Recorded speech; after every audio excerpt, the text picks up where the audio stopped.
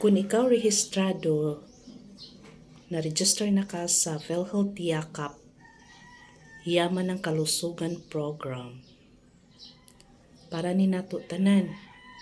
So, unsa may makuha nato ani?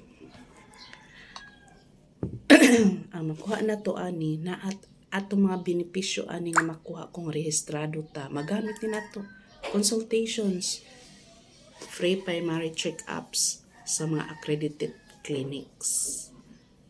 Nga, tambal, access to essential medications, diabetes, hypertension, or kanang mga accredited nga mga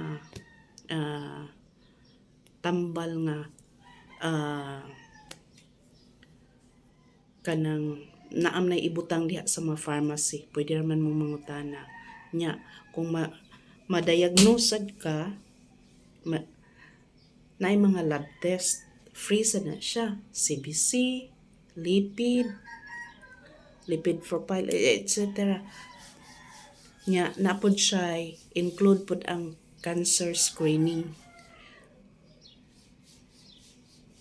So, what are you waiting for? Ato ning gamiton kay gipunduhan ni sa gobyerno para kanatong mga Pilipino. So at least una sad sila mga cancer screenings kanang mga mammograms, CT scans, what else? Ultrasounds, colonoscopy. Kani mga mahal kaayo ni kung maadto ta, kung kita mismo mukuot sa atong bulsa ani. So, kung kita rehistrado na ta sa PhilHealth Yakap nga kuan sa atong gobyerno, kana ma-apply na nato. No? Kay kita labi na kita mga babae kinahanglan dag mammograms, CT scans. So, kani mga importante gyud kayo ni siya. So, dili gyud ta mag-unya-unya, magparehistro gyud ta kay anytime magamit ni nato siya.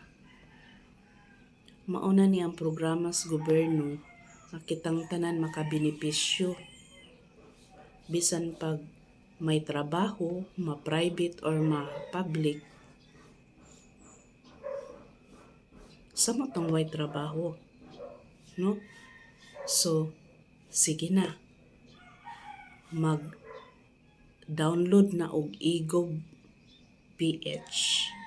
kay naa din ha ang registration sa PhilHealth Yakap program. Thank you for watching. I hope I can help you.